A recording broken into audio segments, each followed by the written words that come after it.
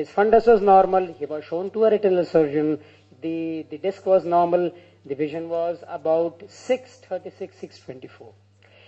After weaning him from the hypotensive drugs, he again developed high pressure. Again went to 40, 50, remained there for 10, 15 days. We tried to observe him, put him again on hypotensive. That continued for 6 months.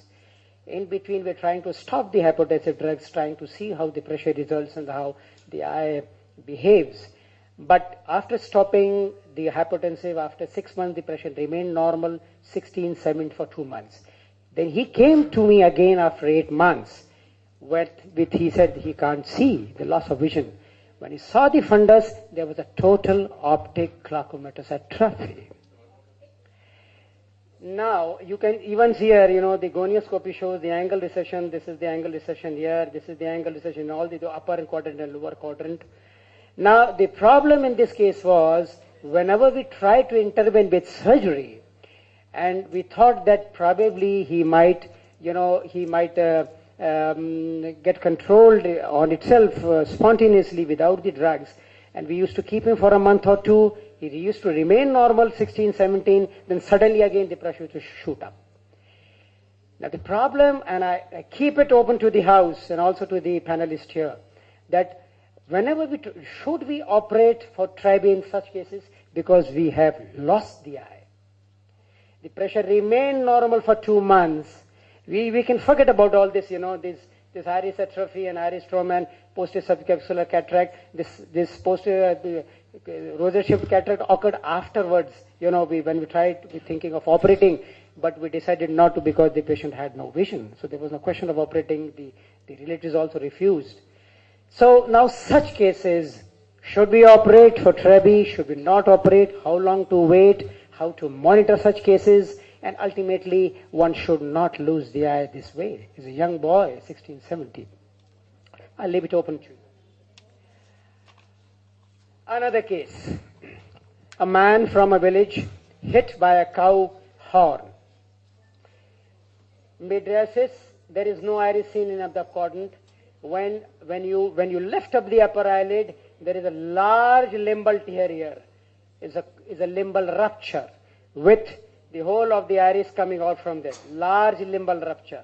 Patient came, we waited, there was a pressure, we waited, let the reaction subside. There was a lot of reaction, let it subside, and we thought that we were going to operate him later. When he came after a week,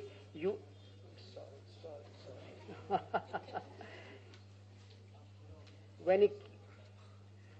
When he came after a week, you can see there's a large area of ciliary staphyloma here.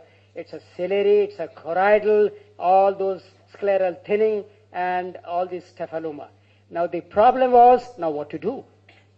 Should we have operated on him when he came at the first instance? We waited for a week or 10 days to have the inflammation subside, and then take him for multiple surgeries like reposition of this and putting an IOL and do an vitrectomy and all that. So this is another, I'll leave it to you. Another case, a tennis ball injury, corneal edema, and when you see with the slit lamp after a week, when we waited, we gave him everything, whatever is possible for a corneal edema, and it was not subsiding. 1 week, 2 weeks, this is the patient who came to me again after 3 weeks. Nothing happened, the corneal edema remained as such, and you can see there is a large descemet tear here. There is a large descemet tear here, and he developed cataract. Now this patient, it's almost now 8 to 9 months, the corneal edema has remained as such, and we are thinking of a corneal transplant. Should we go for that, or should we have waited? Did we wait for a long time, for 8 months, thinking that the corneal edema would subside and subside and subside? Another case, just for the younger residents if they are here, because I am a teacher and I'm more interested in residents if they are here. This is a case, blunt injury, trauma, corneal injury, lacerated wound, did a keratoplasty, cornea went opaque, failed keratoplasty, again did a keratoplasty, again it failed, and after 6 months it showed this, this.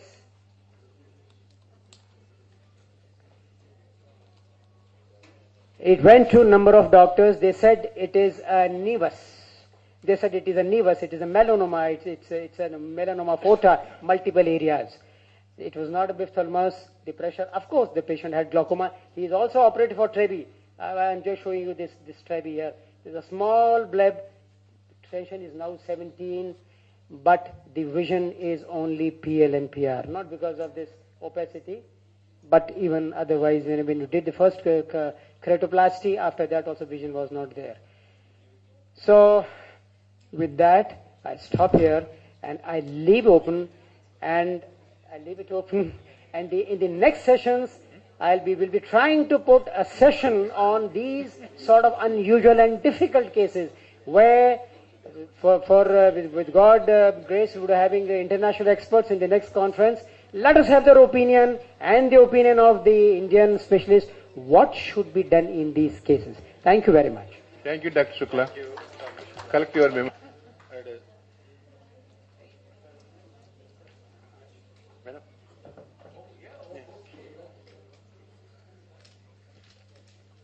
And should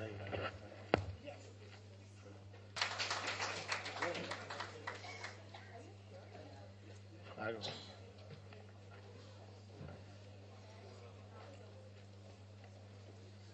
Dr. Sanjeev Mohan, Dr. A.K. Grover.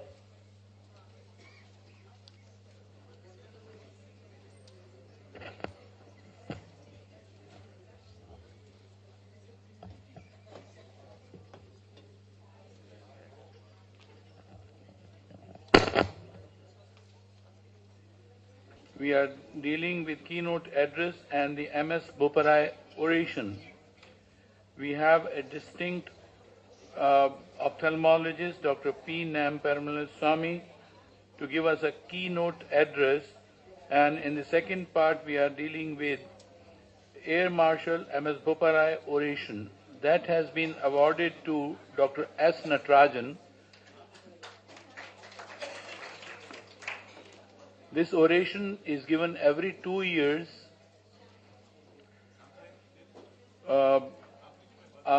Dr.